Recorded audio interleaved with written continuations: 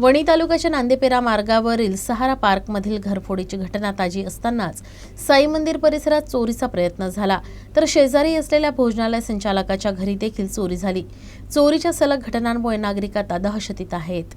वणीतील शेतकरी मंदिराजवळ उपाध्ये भोजनालयासमोर द्रौपदी विष्णू उपाध्ये यांच्या घरी अज्ञात चोरट्यांनी धाडसी चोरी केल्याची घटना 19 फेब्रुवारीला पहाटे 5:30 वाजताच्या सुमारास उघडकीस आली। उपाध्ये दाम्पत्य पहाटे झोपेतून उठल्यानंतर त्यांना घरातील सामान अस्ताव्यस्त फेकलेले दिसले। तसेच घरातील लोखंडी कपाटाचे दारही उघडे दिसले। त्यांना कपाटात ठेवलेली 15 ग्रॅम वजनाची सोन्याची मोहनमाळ आणि रोख 15,000 रुपये आढळून आले नाही। त्यामुळे त्यांना चोरी झाल्याची खात्री पटली। उपाध्ये दाम्पत्य भोजनालय बंद करून रात्री 11:30 वाजताच्या सुमारास झोपी गेले। दरम्यान मध्यरात्री चोरट्यांनी त्यांच्या घरातील खिडकीचे ग्रिल तोडून आत प्रवेश केला आणि घरातील कपाटातील सोन्याची मोहनमाळ आणि रोख रक्कम चोरून पोबारा केला। याबाबत पोलिसात तक्रार दाखल करण्यात आली आहे। प्रकरणी पोलिसांनी गुन्हा दाखल केला असून शोध सुरू केला आहे।